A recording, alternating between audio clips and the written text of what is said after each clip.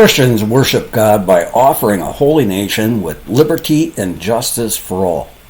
While this woke generation has been fed a pack of lies by the communist left about Christians, at times even quoting the Bible to appear holy while lying through their teeth in an attempt to gain the trust and the following of people who just don't know any better, followed by a host of promises to support their followers by paying them for doing nothing, legalizing drugs, and legalizing a host of crimes the woke rely on to get ahead in life. Then there is the age-old deception or promise of some sort of sexual freedom they offer to the woke generation that they insist will lead to some kind of eternal happiness they are looking for. Those sexual promises are as old as Balaam and Balak, which is nothing new to us. Now, John the Revelator saw visions of the last days that frightened him, and we are living through it. What we are seeing is the ultimate division between good and evil, building up to that final battle between good and evil we know is coming.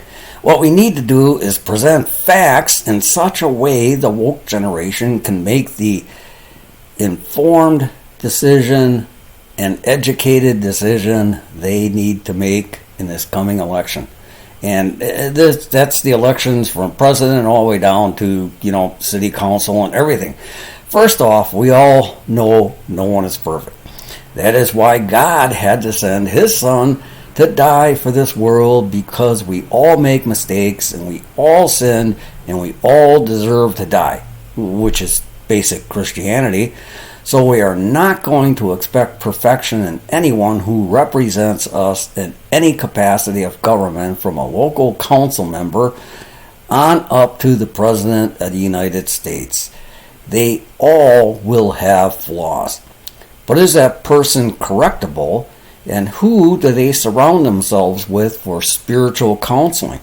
Which presents another problem, since it is nearly impossible to find two Christian denominations that agree on every single point, which leaves us with the obvious solution.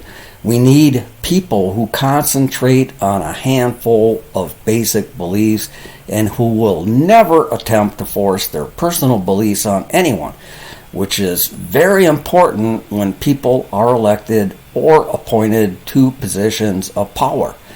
Tolerance is one of the most important qualities, which the leftist commies insist does not exist in the Christian community, but in fact is one of the major building blocks in the life of any true Christian. Now, to see a living example of the belief, we only need to review the Declaration of Independence. The Declaration of Independence in Congress, July 4th, 1776. The unanimous declaration of the 13 United States of America. When, in the course of human events, it becomes necessary for one people to dissolve the political bands which have connected them with another, and to assume among the powers of the earth the separate and equal station to which the laws of nature and of nature's God entitle them, a decent respect to the opinions of mankind requires that they should declare the causes which impel them to the separation. We hold these truths to be self-evident, that all men are created equal, that they are endowed by their Creator with certain unalienable rights, that among these are life, liberty, and the pursuit of happiness, that to secure these rights, governments are instituted among men, deriving their just powers from the consent of the governed, that whenever any form of government becomes destructive to these ends, it is the right of the people to alter or to abolish it and to institute new government, laying its foundation on such principles and organizing its powers in such form as to them shall most likely to affect their safety and happiness. Those same beliefs were the framework for the Constitution. Electing people who understand those concepts is what the Declaration of Independence is all about. The Constitution establishes the laws in which those elected officials are allowed to operate, along with basic rights of the people to voice their opinion and protect their rights and liberty. It's as simple as that. With that being said, we can take a look at the choices presented in 2023 leading up to the 2024 election. No one in their right mind is expecting Trump to be perfect. Going back to Trump's comments in Twitter, if you allowed or followed them at all, you would have noticed a few details. Trump used Twitter to throw in a few comments that set up negotiation with some of the most powerful people in the world. We all know Trump is a famous master negotiator, and we all knew many of the comments served the purpose of keeping his opponents off balance. Enough said. Then there were a few comments Trump made that were nothing more than ridiculous comments many of his Twitter followers didn't agree with. And what did they do? They called him out on it, followed by about 125,000 comments within a couple of minutes from people who openly disagreed with the President of the United States. Well, within an hour, the President of the United States posted a public apology. What more could you ask for? That is the way government is supposed to work.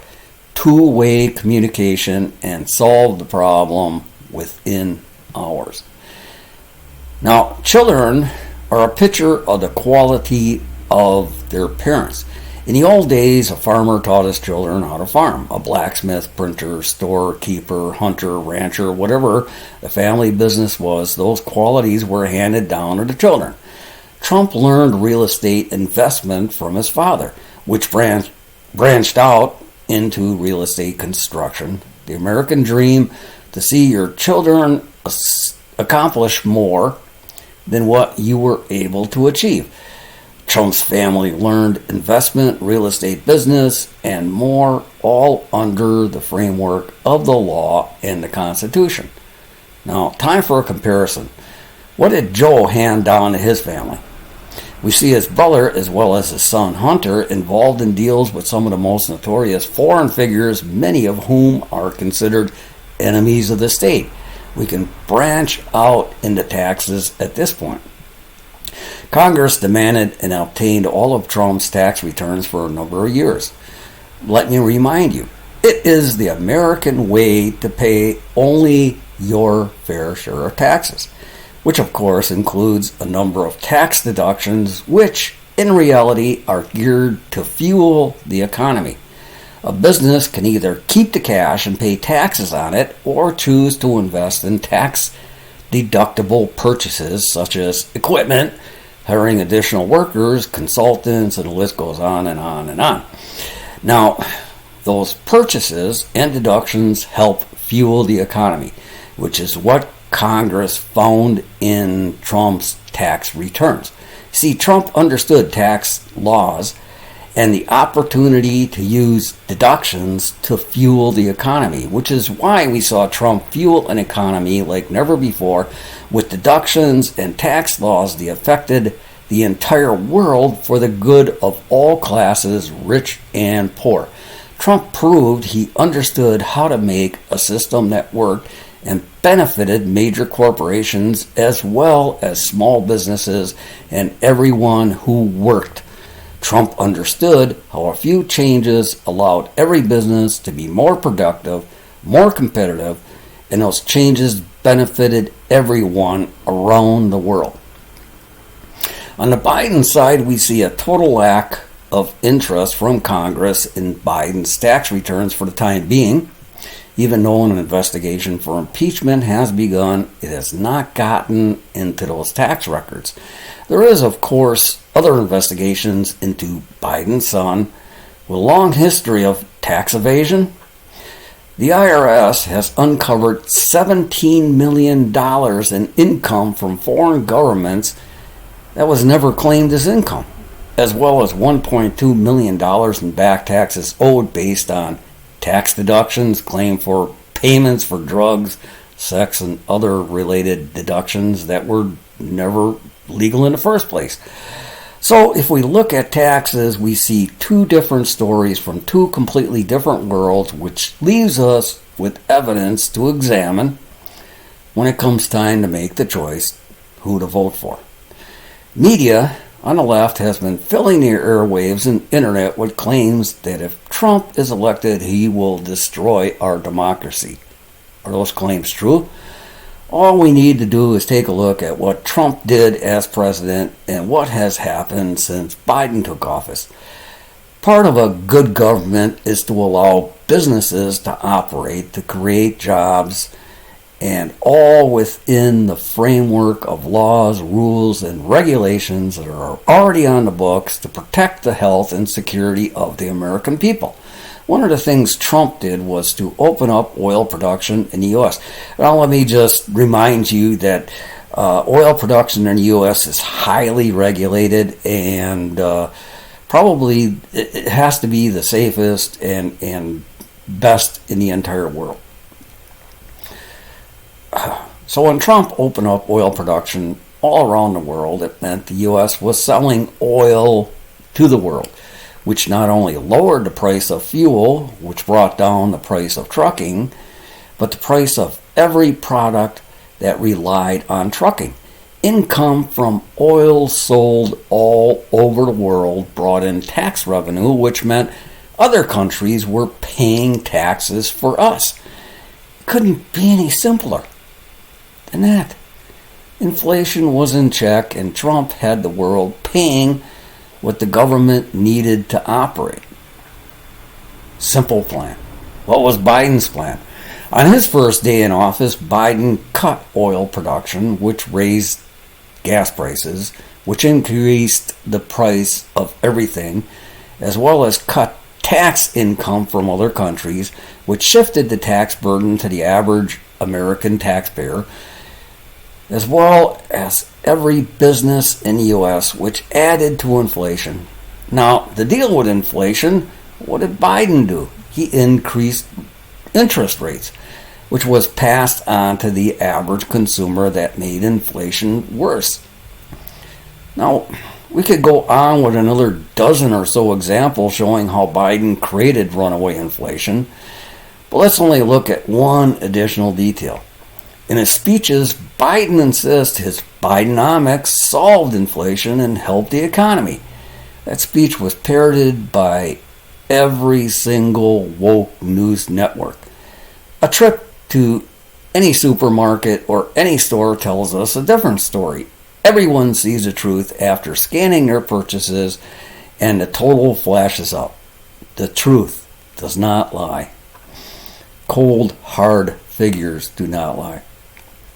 Now, on the religious side of things, which is really where we should be concentrating, no one really looks at Trump as any type of religious leader.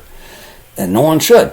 Based on the Constitution, leaders need to be neutral when it comes to religion and respect the individual's choice, no matter what it is. Christian leaders who know and honor the Constitution also know the Declaration of Independence and know, even though the U.S. was established as a nation under a Christian God, that also included tolerance and respect for all religions. So we should not expect to see a whole lot of religious preaching from our elected officials. Although they are allowed their personal opinions, they are not allowed to force their opinions on others. That basically sums up the religious values people need to be leaders in this country. That's the type of people we should be voting for. People with religious tolerance. Trump has never forced his religious values on anyone. People really do not view Trump as any kind of religious figure. But Trump has exhibited basic moral values that are shared by all religions who view their God, no matter who that might be, as a creator with the best intentions for humanity as a whole. Members of Trump's family and his staff, well, including his wife and children, have introduced and supported the fight against human trafficking, slavery, and sex trades, which has infuriated members of the left. Just to linger on a few obvious points, look at all the efforts the left has put into hiding the Epstein Island visitor list. Add to that the outrage displayed by the left when the movie Sound of Freedom was released. If you ever watched that movie, Sound of Freedom, you would agree there is a direct connection between those who condemn that movie and the Epstein Island list. Then we have that open border controlled by the cartel thriving on the sex and drug trades. Millions of lives are forever changed by that open border every single day. Children as young as 6 are forced into the sex trades who will never know what a normal childhood is. Scarred for life, not to mention lives snuffed out with drugs. All of that happening on a daily basis as the Biden administration and the left media insist there is no problem. Only a small amount of people are processed through the border. Only a small minority of people that actually cross the border are processed. Out of that small minority, many children are entered into the system and were processed through foster care. And today there are over 85,000 children missing in that system. They were processed through, they were put into foster care, and nobody knows where they are today. And the Biden administration has no plans to even look for those children. We all know stories in the Bible that tell us how the devil loves to use sex and slavery to make promises to his followers. Well, a quick look at the parties at the White House under the Biden administration, including that Christmas video Jill Biden released, show what side of the religious spectrum Biden is on with no shadow of doubt. The government is not supposed to support any religion. That's right in the Constitution. But with all the parties, pictures we've seen on Hunter's laptop, the tax deductions he tried to claim, the way Joe acts around children, the bills passed in Congress under Pelosi paying for sex changes and drugs for sex changes all add up to one thing. That evidence places Joe and every single one of his supporters in the devil's camp. And our tax dollars are financing them. A clear violation of the Constitution. Just how far has this gone? Look at the mothers who attended school board meetings to defend their children and protect them from those sexually orientated attacks from the devil. Biden sent the FBI and other arms of the court system after them. Those mothers were denied their First Amendment rights, freedom of speech. It goes much deeper than that. Biden went too far unleashing his sexual exploited attacks on children. Even Muslim parents and other religions joined the fight against Joe's demons. Now, if you notice, that was just before Gaza launched an attack on Israel. And if you notice, within hours of that attack, streets all over the world were flooded with Palestinians carrying the same flags and the same signs like they represented some kind of noble cause. What was that? It was all just a distraction and plan to silence conservative Muslims and other religions defending their children and branding them as some sort of terrorist group. A plan that's all too easy to see through. Now, the left's attacks on Christians and other conservatives was also coordinated on social media, Facebook and TikTok, just to name a few. Operatives were paid to influence children to join their sexual revolution they termed as free love. They push the agenda written by those who finance them. A quick review of some of the major internet influencers show they have been rewarded with cars, homes, and income few of us will ever see. Their message is centered on division, mistrust, and open sex with the same sex, as if it was a sin to have an affair with a person of the same sex. They influence the younger generation down to 6 or 8 years old to experiment sexually, and they influence them to use unprotected sex, like protected sex was somehow an insult, exhibiting mistrust for their partner. Commitment was out the window as well as common sense. Well, it took a while, but that all came back to bite them. With the damage already done, sexually transmitted diseases are now running out of control in that free love society. They found out the hard way there's a price to pay for ignorance. Many of the top influencers are taking off their mask and makeup.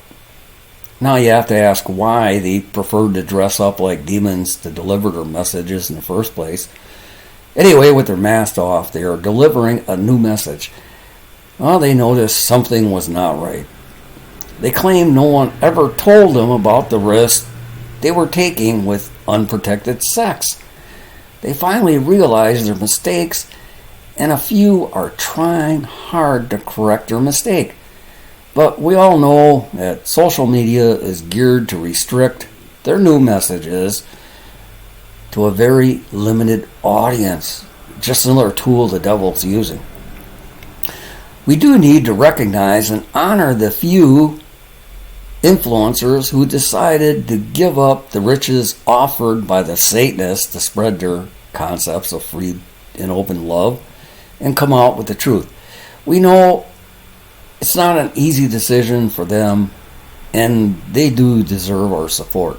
I mean, that's what we're supposed to do as Christians. You know, when we see a change in people, we're supposed to support them. To sum this all up, we could go on for hours with comparisons on the two major candidates for president, but to keep this short, we'll only mention one more example. Now, Democrats chose Joe Biden to run for re-election. Democrats refused to allow any type of primary election for their party, and they decided to go a step further. Democrats are trying their best to eliminate any type of primary election for the Republican Party, using bought and paid for judges and court systems to control primary elections, who is allowed on a ballot and who is not. Now, keep in mind, up to this point, it is only Democrats who are convinced it is in our best interest that they, the Democrats, make the decision of what people are allowed on a ballot and who are not. To be honest, we all suspected every election was rigged for generations on both parties, having a few select people deciding who was on a ballot and who was not. Now, we only need to look back at 2016. Remember how the entire Republican Party tried to get rid of Trump until they finally realized Trump had an uncontested majority in the Republican Party and a vast majority of independent voters supporting him? Still, Republicans as well as Democrats did their best to stop Trump in 2016. If nothing else, Trump exposed election interference from both parties. So before you decide who deserves your vote, look at the Constitution and that Declaration of Independence and see who is closer to the ideal government those original patriots envisioned. It may not be the perfect government, but until we decide to elect people with the same spirit as the original patriots, we'll never have one nation under God with liberty and justice for all.